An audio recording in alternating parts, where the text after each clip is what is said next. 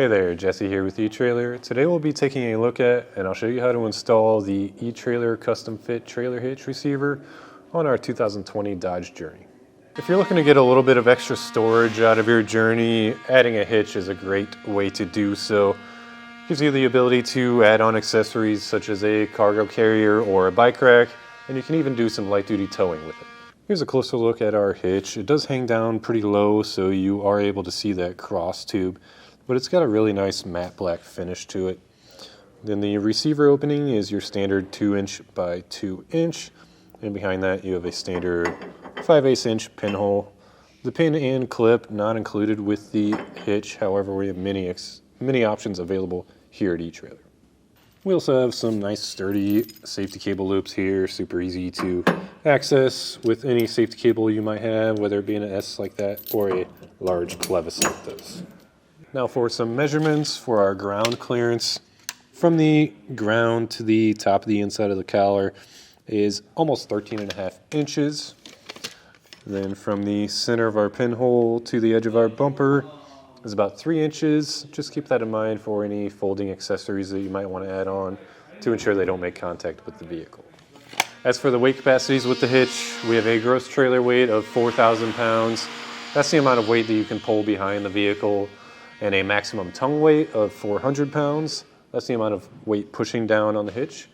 You do have the option to use weight distribution with this hitch, but those numbers will stay the same.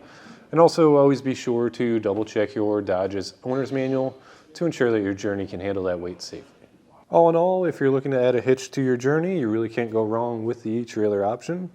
As for the installation, it's a pretty simple process, but you do have to lower the exhaust down and fish wire some hardware in.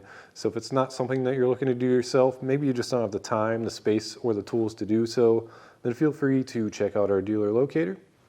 If you are looking to get this installed yourself, then just follow along and I'll walk you through the process. Also, if you've installed this hitch on your Journey and you just want to share some tips or tricks with us, please feel free to leave a comment or a review. To begin our installation, we'll come onto the vehicle. I did remove the spare just to get a better view of everything. It's not super necessary, but we'll have to lower our exhaust down. So we have these rubber hangers here.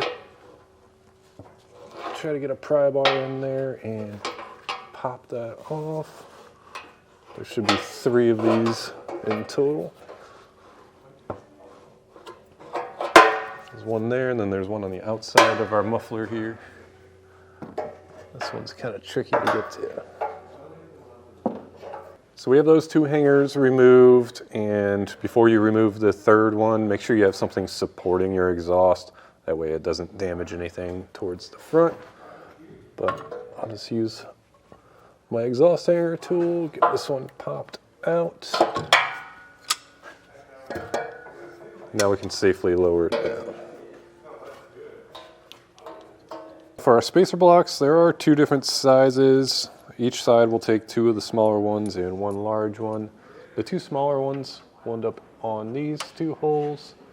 And our large one is actually inside the bumper beam there. And the way that we'll get those installed into place is with a fish wire.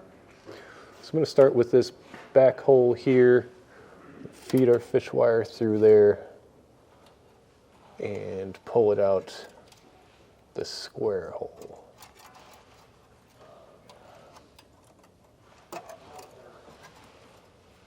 Once it's pulled out, I'll take one of our small spacer blocks, tuck that up in,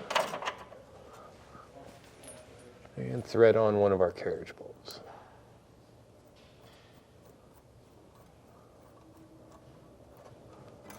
Just pull that through. I have some insulation that was in here, so I'm going to try to get that out of my way. And our kit only came with 2 fish wires, so I'll just carefully thread this off and redo the same thing with this hole. With our large spacer block, we should just be able to get this in place by hand, and that'll end up right there. A few things before we can lift our hitch up into place. What I did is I threaded our fish wire onto our back bolts. I think that'll make it easier because we'll have something in between the hitch and the vehicle, which I'll show you in a second. Also, we need to unplug this electrical connector just to get it out of our way. And it might help to have a trim tool like this or a flathead screwdriver. Just pop this out of here. That's just one less thing we'll have to worry about while we're lifting our hitch up into place. We don't have to watch this harness and worry about getting it caught, so that should be out of our way. For our back holes, we'll have these wedges. It's just going to help angle the hitch properly. That's why I put those fish wires on there. So while we're lifting it up, I'll probably hold this with my thumb and then feed the fish wire through, and that should hold that in place. But we're going to have the wedge in this direction with the larger end on the back of it. Now with an extra set of hands, I have my great friend Brad here to help me lift this into place. Don't forget your wedges, but we'll get our fish wires fed through both the wedge and the hitch. That should hopefully hold those in place.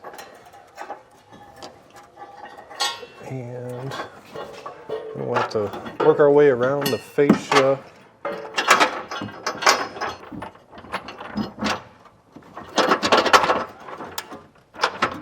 Once we get those bolts lined up, we'll get one nut started in the middle. And that'll kind of hold it in place while we work on the other ones. Now with a 19mm socket, we'll just snug all of our hardware down.